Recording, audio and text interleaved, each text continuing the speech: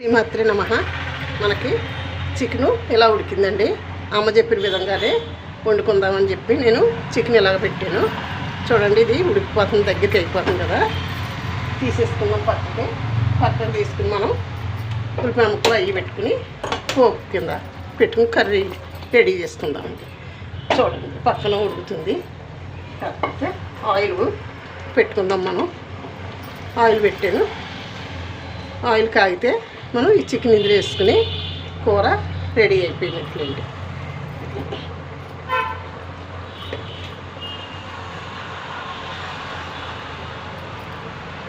First ఏం చేద్దామంటే కాగిందా లేదని ఒకసారి చూసుకుందాం, చెక్ చేసుకుందాం. ఇంకా కొంచెం కాగితే బాగుంటుంది. కరివేపాకు వేసానండి. కరివేపాకు వేసుకుంటే సూపర్ ఉంటుంది. కొత్తిమీర వేసుకోవసరం లేదు. కరివేపాకు వేసుకున్న చికెన్లోని కొత్తిమీర అవసరం ఉంటుంది. ఇది వేరే టేస్ట్ వస్తుంది, చాలా సూపర్ ఉంటుంది.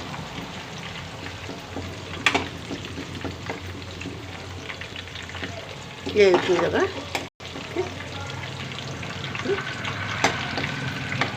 ఉల్లిపాయ ముక్కలు వేసేసుకున్నాం.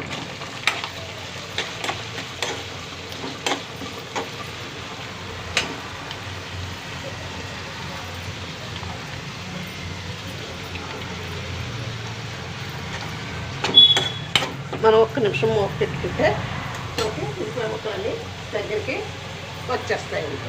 ఒక్క నిమిషం మూత పెట్టుకుందాము.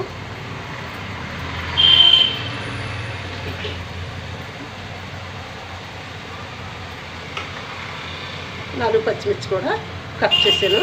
ఇలాగా అవి కూడా వేస్తున్నాను.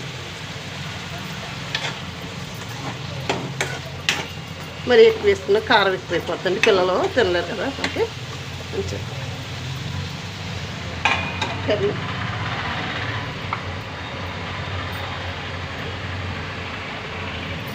చికెన్ కర్రీ అమ్మ ఇలాగే వండేదండి. అమ్మ వండిన విధంగా వండుదామనేసి ఈరోజు చికెన్ కర్రీ చేస్తాను. ఇలా అమ్మ చెప్పిన విధంగా అమ్మ అప్పుడైతే ఎలా వండేదో అలాగే చేస్తున్నాను.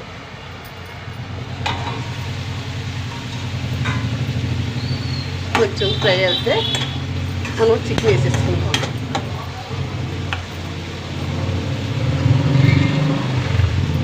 మూత పెట్టుకుంటే బేగా ఫ్రై అయిపోతాయి.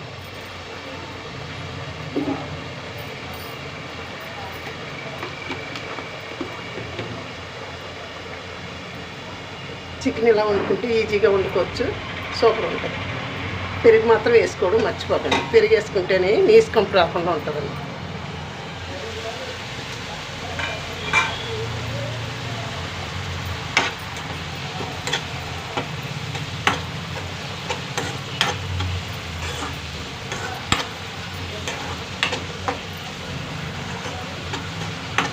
సూపర్ టేస్ట్ ఉంటుందండి.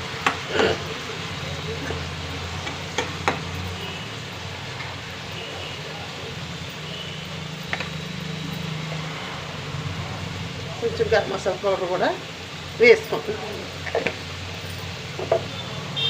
కారం కొంచెం తక్కువగా ఉందమ్మా, అందుకని కారం కొంచెం వేసుకుంటున్నాను.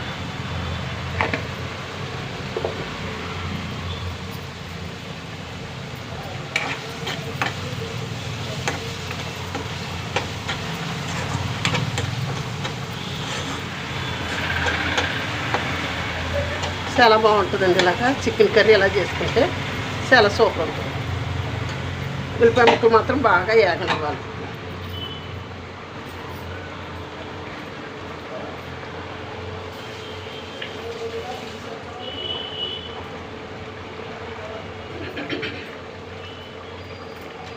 మగ్గుతున్నాయి కదా ఉల్లిపాయ ముక్కలు.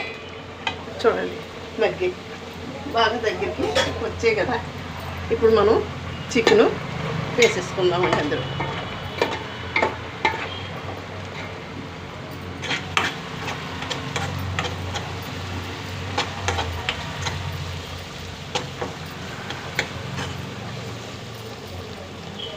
చికెన్ వేసుకున్నాము.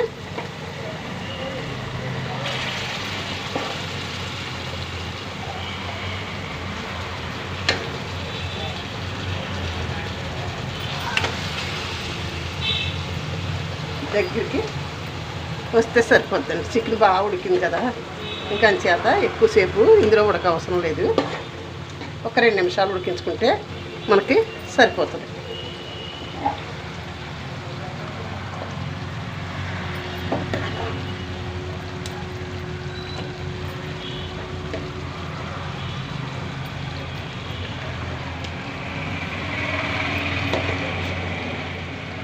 గ్రేవీ కూడా దగ్గరికి వచ్చేసింది. అంటే పక్క స్టవ్ మీద కూడా ఆ గ్రేవీ కూడా దగ్గరికి వస్తుందని ఉడికించుకుంటున్నాను. మనకి చికెన్ కర్రీ రెడీ అయిపోయినట్లేండి. ఒక 2 నిమిషాలు మూత పెట్టుకుంటే మనకి చికెన్ రెడీ. చాలా సూపర్ ఉంటుంది ఇలా వండుకుంటే.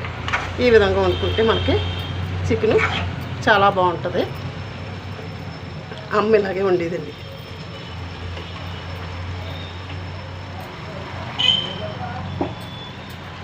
గ్రేవీ కూడా వేసేస్తుంది.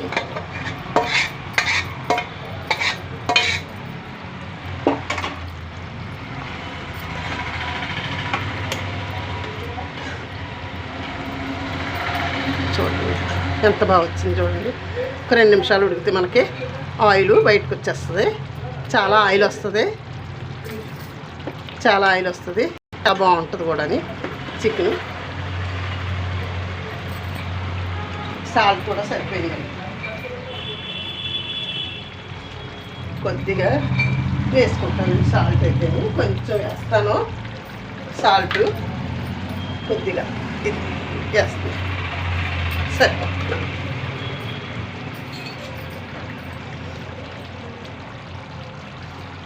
ఈ గ్రేవీ గిన్నెలోని కొంచెం వాటర్ వేసుకుని మనం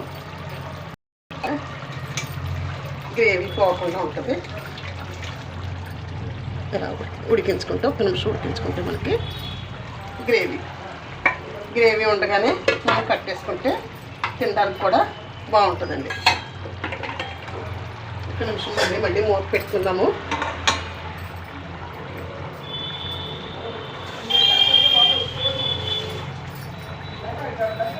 చాలా బాగుంటుందండి. చికెను చాలా బాగుంటుంది, చాలా సూపర్ వస్తుంది. ఇలా ఉంటేనే, ఇలా వండుకుంటేనే ఏమీ ఎక్కర్లేదండి. ఇంకా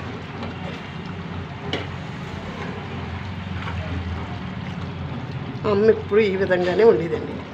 అప్పుడు నాటుకోడి మాంసం ఉండేవారండి. ఇప్పుడు మరి బాయిలేరు బొంత ఈ కోళ్ళు అన్నీ వచ్చాయి కదా. సూపర్ వచ్చింది కూర. కర్రీ చాలా బాగుందండి. చూడండి, ఈ చికెన్ మీకు నచ్చితే, ఇలా వండడం నచ్చితే లైక్ చేసి, షేర్ చేసి, సబ్స్క్రైబ్ చేయండి. మీ అందరూ కూడా నాకు సపోర్ట్ చేస్తున్నారమ్మా. ఉంటానండి. శ్రీమాత్రి నమః. శ్రీమాత్రి నమః. కట్టేస్తున్నాను. వీడియో కూడా ముగిస్తున్నాను.